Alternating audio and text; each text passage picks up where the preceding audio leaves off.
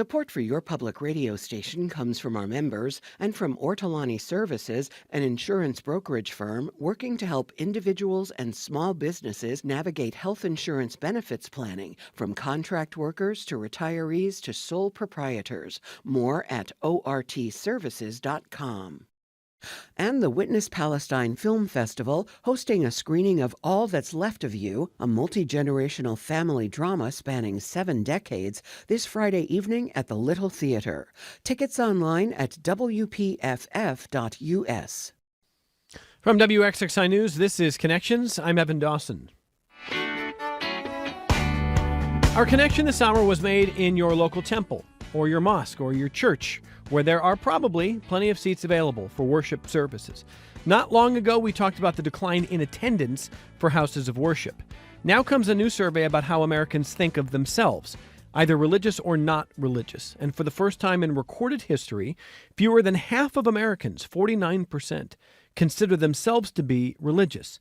Axios sums it up this way, quote, "The United States is undergoing one of the world's most dramatic cultural shifts, transitioning from a faith-centered nation to one where religion no longer defines the daily lives of most people," end quote. And while the shift away from religiosity has been happening for decades, it's been particularly severe in the last 10 years. Gallup polling finds that there has been a 17 percentage point drop since 2015 when it comes to Americans who say that religion is an important part of their daily lives. For a little context, religious attachment is falling slowly around the world, but almost nowhere is it falling as quickly as it is here.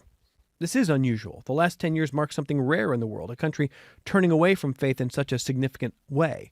So what does it mean to communities? What does it mean to individuals, to our national identity, to daily life, to families? My guests this hour have no doubt a lot to say about that, and let me welcome them now. Rabbi Peter Stein is Senior Rabbi at Temple B'rith Kodesh. Welcome. Thank you for being here. Thank you so much, Evan. Welcome to Dr.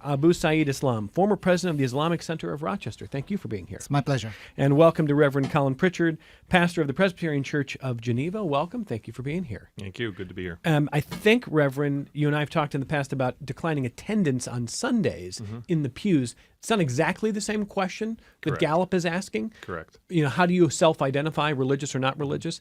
But in general, when you saw some of this data, what went through your mind? So it matches with what I've seen and what I've seen in the denomination and the national conversation. It's a similar data point to our local reality.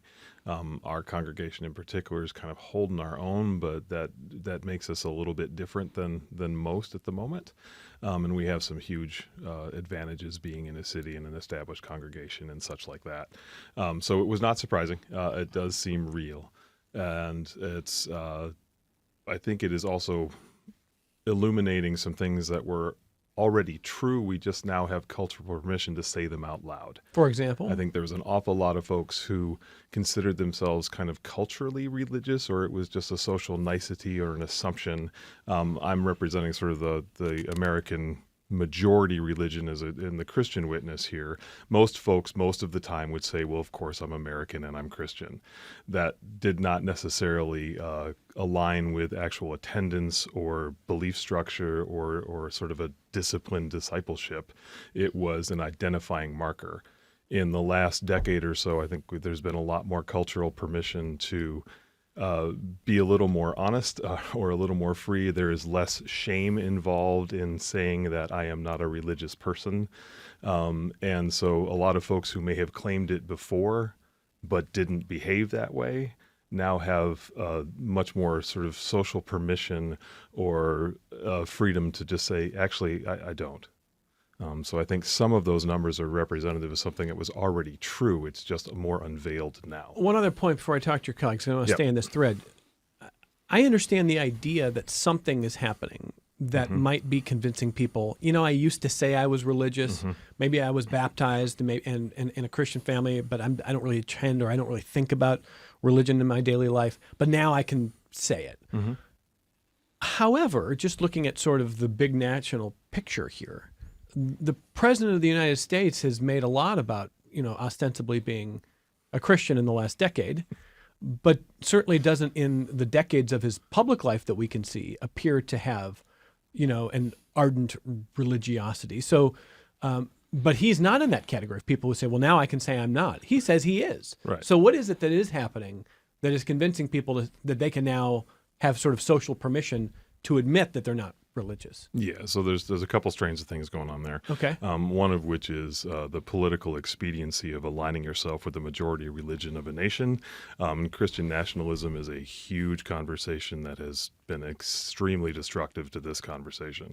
And so I think all we need to do is see public records to know that the president is not particularly well-versed or articulate in Christian expression, but very conveniently uses the language when it is politically expedient.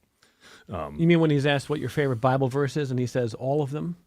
Yeah, or holds the Bible upside down or misquotes Okay. favorite scriptures, I hear et what cetera. you're saying. I think that's more of a political conversation than an identity conversation. I believe some of this is really generationally driven. And so as next generations come up, there is more freedom to be clear about some uncertainty or a broader sense of an identity. Okay. Dr. Islam, first thoughts from you when you saw the new data here. What goes through your mind? So that data, of course, it definitely applies to entire USA for all the religions practices, but I don't think that's reflection of the Muslim community in USA. Interesting. As you may know, that currently the Muslim population in USA is just over 1%, and it is projected to grow to about over 2.1% or 8 million by 2050. Locally in Rochester as well, I think we have over 25,000 Muslims, and just if I take my mosque as an example, the Friday prayers, which has the largest congregation, we are having difficulty accommodating even with two congregations, one after another. We probably have to add a third one, and each congregation can accommodate over 1,000 people. So we are having difficulty accommodating the number of people who wants to participate in the programs of the Islamic centers or mosque. Now, with the caveat, the majority of this growth has come from the immigrant population. The real interesting question would be when we come to the next generation, when all these Islamic centers and masajids are under the management and attendance of the next generation, what happens to the statistics? To me, that is a bigger question, and that we don't have the answer yet. And also the question that you're asking, that whether somebody is religious or spiritual, I don't think that totally applies to the Muslim community. A better question would be, are you a practicing Muslim or a non-practicing Muslim? So people may answer more to that than religious and non-religious. So again, I think the statistic for Muslim community is different than the Gallup poll that said for the overall religious numbers in USA. Yeah, I was reading a piece recently after the kerfuffle of comedians around the world going to Riyadh, and one of the cultural writers who attended was saying that, boy, Saudi Arabia is becoming much more secular. And obviously it's a very different situation where you have, sort of more of a culture that in Saudi Arabia that is unlike the United States, where there's 1%, as you say, Islamic, a different percentage. Rabbi probably knows what the percentage of Jewish Americans is, in the culture. But I mean, it's another minority religion. Obviously, it's different in Saudi Arabia. What you're indicating, I don't know if you're implying that you think future generations will be less self-identifying as a practicing Muslim in this country with time. Do you think that will happen? Is that a natural course of events? I'm concerned about it. Okay. And I can explain later why I think it is, but I'm concerned about it. Okay. And Rabbi Stein, Dr. Islam makes, I think, an important point, too, on the way you ask the question probably matters here. If you ask someone, are you a religious person? Do you think of yourself as a religious person? Versus, are you a spiritual person? Versus, are you a practicing Muslim, Jew, Christian? Probably you get different answers, right? Absolutely. I think it's the way you ask the question, it's the words that you use. And I think for many, the word religion implies certain senses of obligation or certain activities that one might participate in, weekly worship being probably the primary example. Mm-hmm. And when you use a word like spiritual, my experience is there are many, many people who identify as spiritual. They have a sense of morals and ethics that are derived from a sense of God's presence, but it's not necessarily linked into the same kind of religious obligation, whether it's weekly worship or otherwise. The Jewish community has always had a little bit of a distinctiveness in this regard because of the secular nature of so much of the Jewish community. Judaism as a culture, Judaism as a sense of belonging that is wholly separate from religious obligations. So it's always been something that is a little bit different. And at the same time, there's no doubt that the Jewish community across the country is having that same trend of less participation in the formal activities like weekly worship on a Friday night or a Saturday morning. Are you concerned about the overall, just the general declining self-identification that Americans have here? I'm concerned on the one hand because I think that there is something really valuable and really important about being part of a faith community. And at the same time, I would say I'm not concerned because I do sense that people are seeking it out. They're just seeking it out in a different way. The spiritual religious distinction, participating in social or cultural activities versus religious or ritual activities. I think people are really hungry for a sense of identity, a sense of community. In American history, certainly look back to after the 9/11 attacks. In the Jewish community, look back over these last several years after the Tree of Life attack in Pittsburgh and the tragedy in Israel 2+ years ago. People are hungry for a sense of community and a sense of connection. So maybe that's a good place to ask all three of you. When you've got fewer people attending, and again, at the Islamic Center of Rochester, that's not currently a problem. The problem is finding enough space. I take the point there. But when you are a shrinking physical community, and that often is reflected in people either not bringing their kids becoming adults, not going. There's a lot of talk about Gen Z, and there was sort of the last 6 months, there was a lot of these thought pieces on what Gen Z actually has. A lot of people who are going back to church, and there's this revival, and the data just doesn't show it. The data is a little stronger than the anecdotes we get with Gen Z. So what is the cost for a community when we aren't together in person, whether it's to worship or to pray or to really just commune in different ways? I'll start with you, Rabbi Stein. What's the cost? So on the one hand, I mean, you talk about being in person. I think we have a moment in time where there's a tremendous opportunity to connect in all different sorts of ways, whether it's Zoom or other online resources, even texting. When I text with members of the congregation, it's not the same as sitting in person, and I still prioritize the in-person conversation.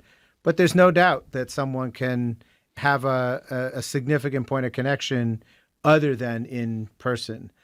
There are certainly challenges that come. We're seeing lots of participation by young families bringing their children. That is actually a growing number for us in a significant way.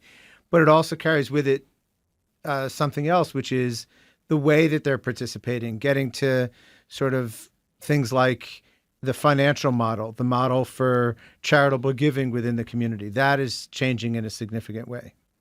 Dr. Islam, when you said that you are concerned that in the future there will be sort of a similar trend at the Islamic Center, which you currently don't see, but why in the future are you concerned? What is the cost to a community that doesn't come together in this way? So I think, people can get together like Rabbi Stein said, that they could get together in Zoom or they can get together in a club. Right? There are many places to get together. Why should they get together in a place of worship? I think the main reason is that their religion teaches them certain values, certain solutions to the problem set, and they want a shared space where they want to see, they want to feel, even they may not say it. How are other people coping through the solutions to the problem they have with the same teachings that I have? I think that's a shared experience. That's why they want to gather. Of course, there are other spiritual reasons why they're more rewarding praying in an Islamic center than at home. That's there. But without saying it, they feel like I want to be with somebody who's going through similar situation, following the similar teaching. Now, going back to your other question, why I'm concerned, I think let's look at the demography of the USA. Why is religion declining? It's my personal opinion, but so be it, is that I think for a longer time, our religious teaching or the practice in the centers, I'll talk about the Islamic centers, and I think it applies to other faith as well, is too much on the scripture. I think you can give sermons that, hey, Abraham walked on fire, this disciple took this torture to say God is one. Those things we should learn, but how does it apply to the situation today that the generations are going through? I think that translation piece is missing. And I saw similar, I participated for decades in the interfaith community in Rochester, and I saw similar trends, that most of the interfaith programs people are attending who are in the retired age, not young people. Young people want to see how does the teachings that I'm getting applies to social justice, human rights, equality. And that's the piece they miss. And when they see this difference, they seek other opportunities. See, Gen Zs are different. So for our generations, we learned something from our parents, from our pastors, from our teachers, and even though we didn't agree, we stayed quiet and we followed it. Right now we see the benefit, of course, but Gen Zs, whenever they cannot connect, they find other opportunities. And I think that is what's happening in USA. And if we don't correct at the Islamic Center those kind of problems, I fear we may come across similar situations. So maybe now is a good time to read an email I got this morning before this program on the subject that I think relates to that. And I'd love to hear all of you on this point here. Jen emailed to say, my parents stopped going to church when I was in middle school. I was relieved at the time. I always thought church was so boring, like a penalty. The readers didn't seem to understand the passages they were instructed to share. The songs were stilted and long. My parents still identify as Catholic, but we don't really talk about it. And I have to say, I actually now miss parts of it. Not the boring stuff, but the way we gathered together in person. I saw people in church that lived on my street, and I otherwise wouldn't have gotten to know them. I saw classmates. I don't know that I would self-identify as a religious person myself. I'm prone to praying in a crisis. I'm unsure about the existence of God, but I do wish my kids had a community to join. That's from Jen. So there's a lot there, but part of what I'm hearing you say, Dr. Islam, is when, especially with Gen Z, and I don't know what generation Gen's in, but especially with Gen Z, if you are hearing passages read from a book that you don't feel you relate to your life, then you might be out. And Jen was kind of saying the same thing. To her, it was a penalty to have to go to a house of worship growing up here. Yes. It doesn't sound like that's going to attract a lot of people to come back. No, and that's why I think for all the faith traditions, look, I mean, we call in Islam that faith is actually what the term we call fitra. That means that it's in us. Even if you don't believe in any formal religion, when something terrible happens, you'll see people saying, "Oh God," something comes out of us naturally, right? Even without any formal training. So we all seek some kind of faith. But then when we see that the faith teachings, and on top of that, another point I want to mention, the practice of the leaders. Now that leaders could be our parents, it could be our clergies, it could be our political leaders. When they're saying about these faith traditions and they're not practicing themselves, now these Gen Zs are much more exposed to that than we ever were with their Instagrams and all the social medias. They see it blindly. They said, really? You taught this and this is what you do? I want nothing of it. Oh, boy. So I see that a lot and that's what I learned from my children as they were growing up through the school systems here. Pastor Pritchard, I'm thinking of Jen's email, and I'm thinking, this is going to be another letter from Paul to the... and I have to say, I can relate to the idea that I think the letter that was just read doesn't have much context, or the reader doesn't really understand it. And Jen was saying that kind of lost her as a kid, although in a weird way she misses it. Yeah. How do you miss that? What am I missing there, Pastor? I think there's some inherent value to gathering. There's one piece of just acknowledging an other with some sort of honor and praise is of essential value, right? There's a power to gathering in community because you might just actually learn something. There can be a blessing and a corrective there for yourself. One of the challenges with being sort of spiritual, not religious, or totally independent in your expressions of what is divine and seeking that which is holy, is you really run the danger of making it up just for yourself. A lot of it can be powerful and very real and important experiences, but in the absence of a conversation, how do you know where the correctives come and where the connection to a holy story might fit in? And if it's totally independent, you don't. And sometimes the best and most profound spiritual lessons come from a little bit of a corrective and a conversation with somebody else. It's like having an editor for a wonderful document. It's better when you're done, and you can't edit unless you are together. It also then means that you are, when you are in community, you have the opportunity to be a direct blessing to somebody else, and that doesn't happen as an independent activity. Did you want to jump in there, Rabbi? So I think there's a balancing act and an obligation that we have, which is there's something very powerful about the idea that we are continuing a chain of tradition that goes back thousands of years. We've inherited it. There's something that's a real point of pride to say we're not doing this all by ourselves. Our parents, grandparents, back through the centuries. But we can't simply rest on that or focus on that ancient history. We have to make sure that what we're offering, whether it's in the worship setting, the study session setting, or whatever else, that is something that is relevant and right for today. So as one example, I'm offering an adult education series right now on the biblical prophets. And what we're doing is we're going back and forth between reading a biblical prophet and the writings of modern day social justice leaders. Yeah. So we're not simply looking at these holy books that are 1,500 years old, which you can do with great meaning and cull out the beautiful messages. But to me, I'm being very intentional about saying, here's something that was said in the time of the biblical prophets, and here's something that was said in our own time, and try to glean the connection from that. Yeah, and this generation coming up is very, very aware of hypocrisy. And I think I will speak. I will speak only for the Christian church, but boy, do we have a lot of it, right? The public scandals of people who have been lionized and then demonized. Every time that happens, it is a profound shame, and there is consequence to that. People are like, look, I'm not following your leaders if your leaders are doing this. Fair enough.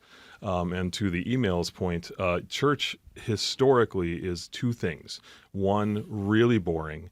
Two, at least a generation behind what is culturally applicable in the ways in which people communicate.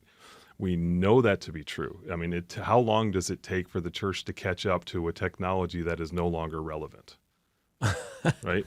And it's just, we are way behind because change is hard, and people fight to not have a change in what they find to be a holy experience, which could open the doors for a next generation that are claimed to be loved but are not assisted in community. But let me push a little bit on that point there, because the Gallup polling finds that for the first time ever, fewer than 50% of Americans say they self-identify as religious. Yes.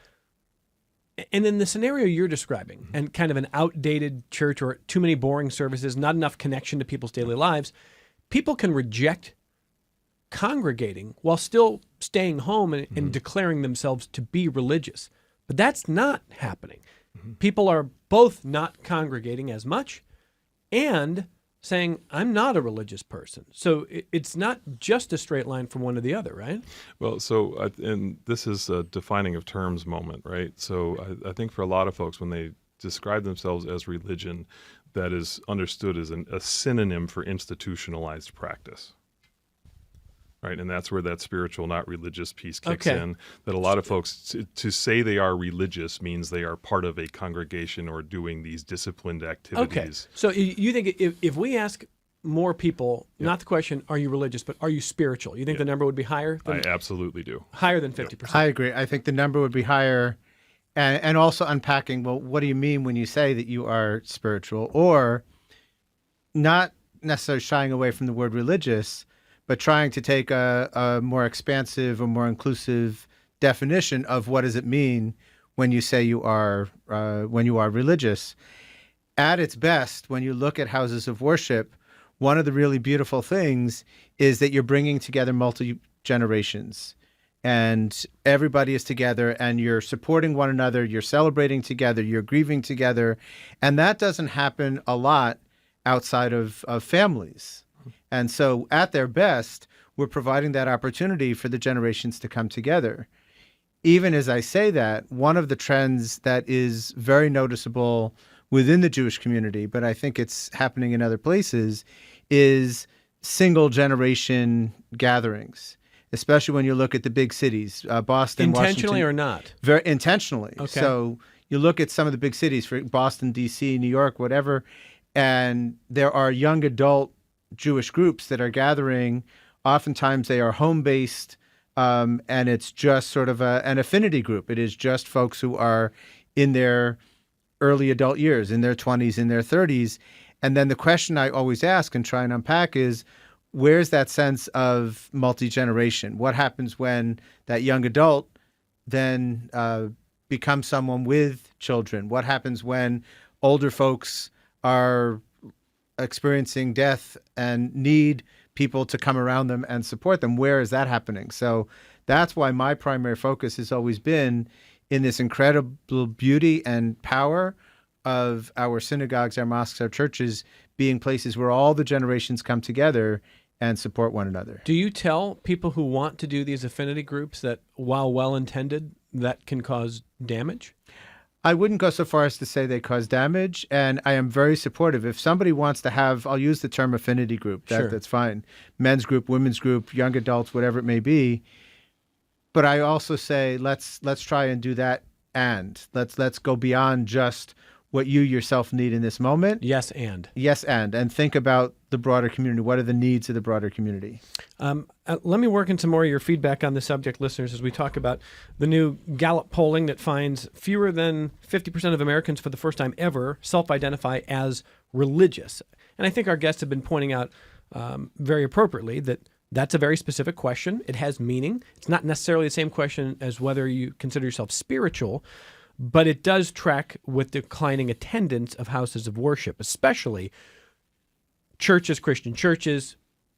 Temple, yes, declining attendance? Yeah, in general, declining attendance, but there are some things that are sort of bucking that trend. Okay, and then for the Islamic community, they have pretty strong attendance locally. I imagine that is the case in a lot of communities across the country, although you're hearing from a former president of the local Islamic Center who says they take nothing for granted and they would like future generations to attend in the same numbers. So That's what we are talking about this hour. Let me grab a phone call from Keith in Victor. Hi, Keith. Go ahead.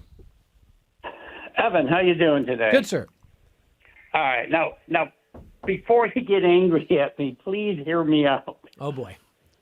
All right. I think when you have shows about religion, you should have equal shows about unicorns and leprechauns, because all they are is stories and beliefs. You do not need religion to be a moral human being. All right? I agree with that. You do not need religion to know what's right or wrong. You do not need religion for salvation. You do not need religion to show you somebody needs help. You need religion to perpetuate religion. And as we get smarter as humans, we are realizing we don't need religion. I mean, if you look at Adolf Hitler, he believed he was anointed by God to lead the Aryan race. If you look at the Inquisition, Catholics thought they were doing well. And this is all coming from somebody who used to live in a kosher home. All right, hold on one second, Keith. Let me just jump in here, because I'll let you follow up here in a second. And I'm not here to shield our guests. They can take it for they've heard all kinds of things. Okay, I got an email from Gary who basically said the same thing. He said that where is Gary's note here? Gary, he said America should lose its faith. America was founded on Enlightenment principles, an offspring of the age of reason. Give me Dawkins, Hitch, and Harris any day. He's talking about the so-called new atheists, and the new atheists were new back in around 2005. Christopher Hitchens has passed, but Sam Harris is still doing his thing. Keith, I read all the new atheists, and I found a lot of their work pretty appealing for a long time. And I think you absolutely can be a moral person if you are a Christian, Jew, Muslim, if you are atheist, if you're a self-styled anything, a spiritualist, a deist, whatever. Yeah, you can be a moral person. You can be kind. You can be a community-oriented person. You can look out for the welfare of others. You can be giving and generous, and you can be selfish in any of those categories. Yes, I agree with that. As I've gotten older, though, Keith, what worries me maybe the most is this. It doesn't matter what my own religious views are, how they've changed, or how they continue to change and evolve. I am worried about the way that we don't see each other as people, and we don't see each other in physical spaces anymore. We live online. We might go to work and come back home and close the door. How many people know the names of their neighbors 3 doors down? When's the last time people had a conversation with someone who lived more than next door? And to Jen's email from earlier, she used to see her neighbors in church. Her kids used to see their friends there. And that was a place for them to see each other. So as I've gotten older, I am deeply concerned with how disconnected we are. And I'm not telling you that your view about religion has to change, that you have to stop thinking about it as believing in ghosts or unicorns or whatever you said. But at the same time, I want you to see that when there is love and good leadership, there is tremendous value in community that can go alongside even some of the doctrine that you don't believe, Keith. I mean, you've got to believe there's something good that there can be. Do you? No. Well, to be honest with you, could there be something good with religion? Sure. Could there be something good with Boy Scouts, with volunteering? I mean, I just had a meeting last Friday to figure out my volunteering schedule at Christmas time that I'm doing for a local nonprofit organization that has nothing to do with religion. Can I ask your 2 guests a question? I have 3 guests, so go ahead. All right. For the Muslim guy, do the guys that fly the planes... Come on, man. Wait, let me finish. Did they go to heaven? They thought they were. And for the pastor, is Donald Trump going to heaven, being judged on the way he's treating people in this country? All right. The answer is nobody knows. Well, I don't disagree with that. If the conclusion is, do we as human beings actually know if there's an afterlife? I mean, you can feel a lot of certainty in your faith. You can feel doubt in your faith. You're right. We don't know. I don't think it's fair to make our guests answer those questions in this context. And I'm not trying to shield them. They can say whatever they want, but that's not the purpose here. You definitely are free to argue, Keith, that you think religion does more harm than good. And there's a lot of people who feel that way. And there's plenty of people who see the value, and it's complicated. But you look like you wanted to jump in, Pastor. Go ahead. Well, my congregation knows I will usually answer the question. Okay. So I think there's a huge irony in the conversation that just happened, or the presentation that just happened, which is, I think, part of why people reject religion is because it is so affiliated with judgmentalism and exclusivity. And folks really reject that, and I think at times appropriately so. And the tone of what was just shared and the presumptions behind some of what was put forth were deeply, ironically judgmental, devaluing a lot of people's way of being in the world while saying, I'm going to assume, touched on some principle of religion is a thing that is hypocritical or judgmental of other people. And so we just had an expression of one of the things that is often presented as a challenge to religious integrity. And so I would suggest the question of who's going to heaven gets to be sort of a divine decision, not our own personal authority, because that makes us idolatrous in nature. And Keith, if you want to have that conversation another time, I'm happy to do so. But some of what represents the extremes really devalues the merit of the middle. Dr. Islam, is there anything you want to say there? Sure. First of all, I'll say that, look, even I am not guaranteed heaven. Even though if I'm associated with the Islamic Center or whatever I practice, there is no guarantee. In Islam, there is no guaranteed salvation. So definitely, so for me to say whether somebody else is going to heaven or not, it's pretty presumptuous. But going back to his question, somebody who flew the plane, it clearly says in my faith that anybody kills a person has killed in humanity. So that act definitely guarantees that person is not going to heaven. And also going back to your question of do you have to be religious to be a good person? Look, being good and bad is a human tendency. There are good human beings, bad human beings. There are good Muslims, bad Muslims. I won't speak for the other faiths. I'm sure that applies there as well. Absolutely. That has nothing I'll to give do you with an the amen. religion. That has got nothing to do with religion. That's a human trend. So our goal, again, my faith says there is no compulsion in religion, so you're free to practice whatever you can. What happens at the end, we'll find out. No point arguing about it right now. All our job is, with whatever values we have, is to practice and do good on earth. So, and if you can do it without any faith, powers to you. Yeah, and again, I'll just say, Keith, like I certainly appreciate the idea that it's good to interrogate ideas. It's good to interrogate Scripture to better understand passages, what they mean, and different communities believe different things about them. We've talked about that in this program.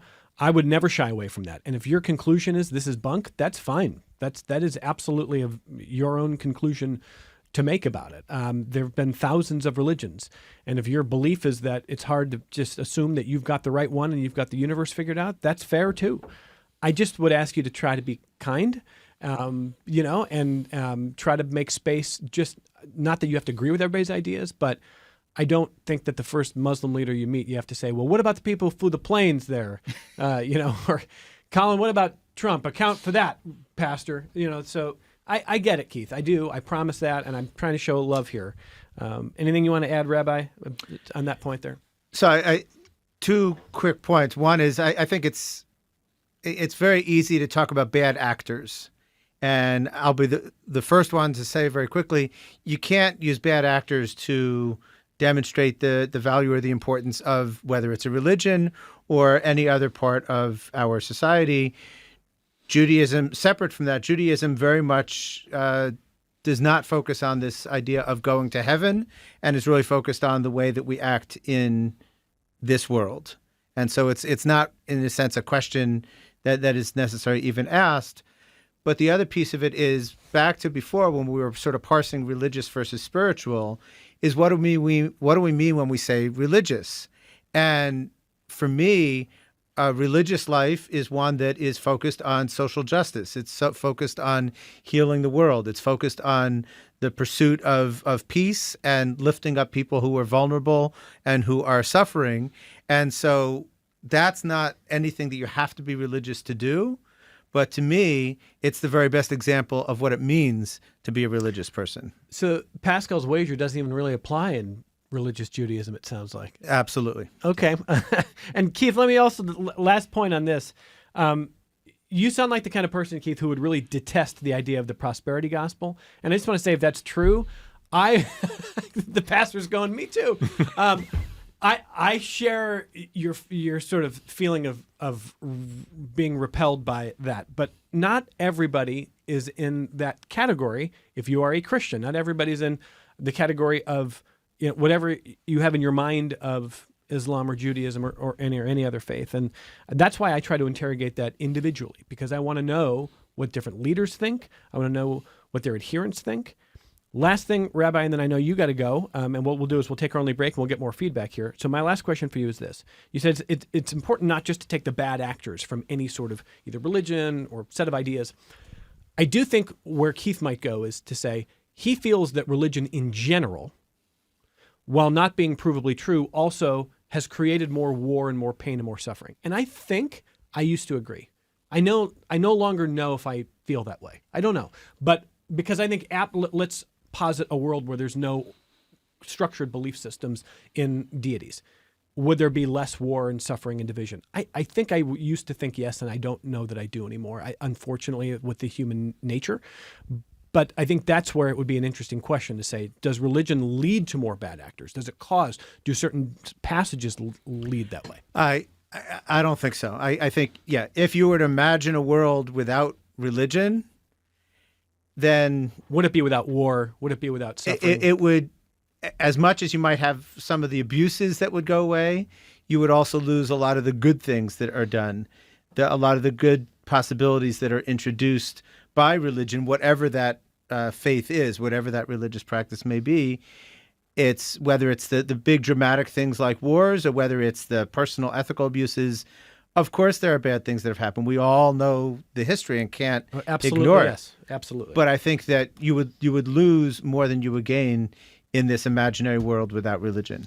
All right, let's take this break. We're going to say goodbye to Rabbi Stein, who's on to other things today. Thank you for being generous with your time. Thank you so much, Evan, and thank you both. I'm glad to be with both of you. Thank you. We're going to come back from this break. We'll take more of your feedback with Dr. Abu Saeed Islam, former president of the Islamic Center of Rochester, Reverend Colin Pritchard, pastor of the Presbyterian Church of Geneva. We're talking about new Gallup polling that shows for the first time ever, fewer than half of Americans self-identify as religious. We'll come right back on Connections. Support for your public radio station comes from our members and from Mary Cariola Center, supporting residents to become active members of the community, from developing life skills to gaining independence. Mary Cariola Center, transforming lives of people with disabilities. More online at marycariola.org. This is Connections. I'm Evan Dawson. Patrick writes in to say, now we're quoting Pascal. Am I in a 202 level English class? Pascal's wager. Patrick, I had an old colleague when I worked at 13 Wham who said to me one day, he's like, hey, I'm going to church on Sunday. You want to go? And I was like, well, probably not to where he was going. And he says, look, I'm not sure I even believe, but if it turns out when I die that I had to go to church to get into heaven, I'm making that bet. I'll go every Sunday if that's my... And I'm going like, I think God would see through that. That's just, if God is omniscient, I think Pascal's wager falls apart. That's just, is that a good bet? I don't know. Yeah. And I will I'm say, going to church because that's my bet to get into heaven. Yeah. What do you think? I represent a tradition that very much talks about not being saved from, but being saved for. If you know something beautiful and powerful and valuable and spiritual, then that means you are compelled to live it out in the world in grateful response, not trying to earn a wager. You're not running from hell. You're not trying to earn a ticket to heaven. You are seeking to represent what you know to be true and beautiful. Yes. I think that way of flipping it makes so much more sense to me, I have to say, Pastor. And I mean, Dr. Islam was saying earlier, you don't even view yourself as any sort of guaranteed passage anywhere. You're trying to live the life that you think is appropriate. But I think there's something almost cynical about this idea that, well, I'm going to be a religious person because that's what I think I have to do to get the rewards of paradise, as opposed to I want to live in a way that represents value that I see. Two different things, right? Right. I think going to mosque or any other religious institution does not guarantee heaven. These are one of many things that is needed. But, if going to mosque does not make me a better person, that my community is getting benefit from that, whether it is human rights, social justice, or equality, or any other metrics that you can bring up, treating others, treating neighbors, then that going to mosque itself is quite meaningless. And also, so ultimately, how we go to heaven, only my Creator knows. And we have examples that, one person who was very bad things doing in his or her life, that person was awarded heaven because that person gave a thirsty dog water when that person was thirsty. So you don't know what act will take you there. I believe that this is our effort to do our best to be a better person. Ultimately, that's how we will be judged, rather than this one particular act of going to any building, for that matter. And Patrick follows up to say, by the way, no, there would not be less suffering or division if religions did not exist. We find ways to other. You believe in this, I believe in that, you must die. You believe in this kind of science, I believe in that kind of science, you must die. Patrick is saying, unfortunately, human beings like to other. And he thinks that would be happening independent of the existence of religion. Kevin and Victor on the phone next. Hi, Kevin, go ahead. Hi, Evan. First off, before I say what I was going to say, as far as Pascal goes, Pascal was, of course, one of the most brilliant men that ever lived, mathematician and philosopher and many other things. But his little wager there is just not the thing that you would just base your life on simplistically, but he's just saying that is a intellectual and spiritual context for beginning your search for God. One has this possibility, the other one has another. So it's not, people mock it because they really don't understand what he was saying. I probably oversimplified. I think you're probably right about that. Yeah. Let's face it, Pascal is smarter than anyone you'll ever have on the show. So, and he was also someone who had a really deep and powerful conversion in his life, and went from being kind of a, a dandy to being a very authentic Christian. But to respond to Keith, I mean, Keith saying you shouldn't have shows about religion. I mean, let's face it. I think you need more shows about religion, because religion is something that everyone, either in their conscious life or in their unconscious life, is concerned about. Because we're all mortal and we're going to die, and we're concerned about those things, and we're concerned about how God views us in this life.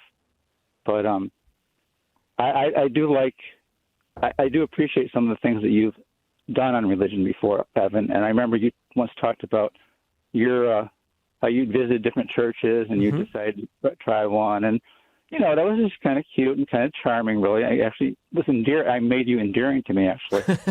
So I think that you have a real deep curiosity about God and about spiritual things. And as far as religion being toxic, there's been a lot of toxicity in all religions.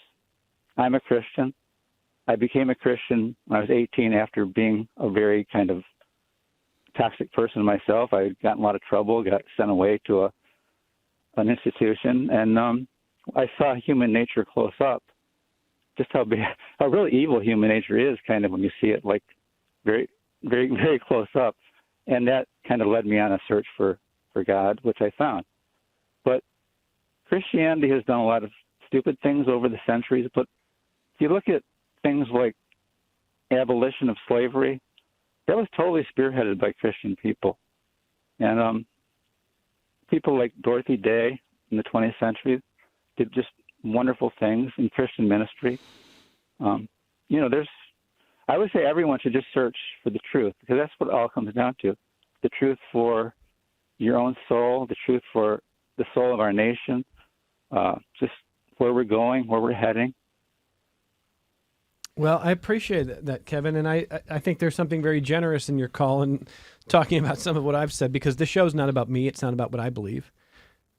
I have a responsibility to try to be curious, and there are times where I fail at that, and that is not helpful for me. It's not helpful for anybody. So thank you for that phone call. And yeah, I think all day we could talk about the wonderful Christians and Jews and Muslims and Sikhs and everybody else who've done great works over the years. I don't think we need to reduce it to just a contest of how many bad actors in one category versus how many good actors. I don't think that that's all that helpful. I do go back to what Pastor Pritchard said earlier, which is that the more people see hypocrisy, the more they will feel repelled by not only a physical space, a congregation, but perhaps also the set of ideas attached to that.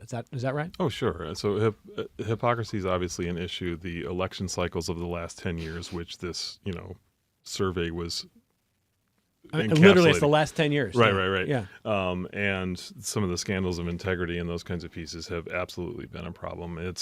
I would just a quick thought, which is I think religions at their best contain a truth, but they get at their worst when they try to control a truth.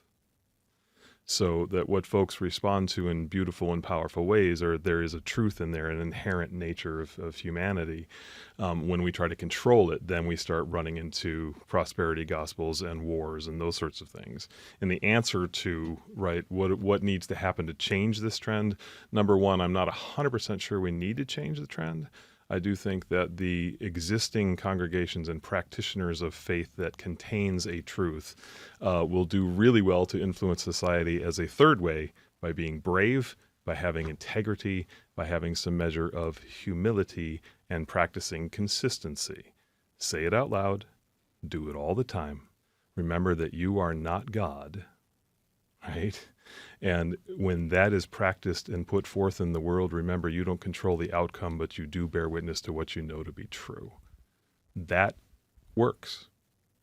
People see it. People respond to it. Last minute here, let me ask one final question, which is, I think our guests have done a really good job at parsing what it means when people say, I'm a religious person and not a religious person, or at least observing that while that trend may be concerning, it's not there are layers to it, certainly.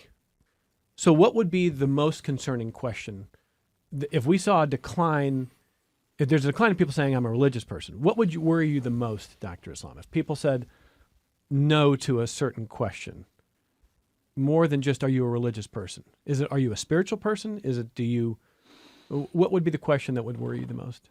So I think coming from a Muslim faith, the most concerning question is the existing and the uniqueness of God and His messenger, really, and that would be the most concerning question if somebody said, rejecting God entirely. Entirely.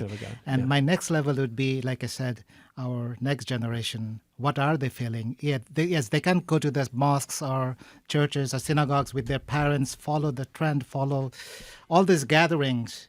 But when they're left to themselves, attending or running the centers, what do they believe in? Yeah. The music is on, which means you have to be brief. What's the question that would worry you the most if we saw a decline? Sure. So in the vacuum that's created by the absence of that community, who steps in and fills it? And I think there's a lot of examples of it being filled poorly. And we end up with Christian nationalism. We end up with tribalism. We end up with finding other ways to identify ourselves and further separate as opposed to bless. So maybe a question of, do you think your religion should be wielded for power? I think, right, if people are less religious, then that gap will be filled by other ideologies which are more destructive than life-giving. You're both very generous to come in here. Thank you, Dr. Saeed Islam, former president of the Islamic Center. Thank you for being here. Thank you very much for the invitation. Pastor Colin Pritchard, Presbyterian Church of Geneva. Thank you very much. More Absolutely. Connections coming up. This program is a production of WXXI Public Radio. The views expressed do not necessarily represent those of this station, its staff, management, or underwriters. The broadcast is meant for the private use of our audience. Any rebroadcast or use in another medium without expressed written consent of WXXI is strictly prohibited. Connections with Evan Dawson is available as a podcast. Just click on the Connections link at WXXInews.org.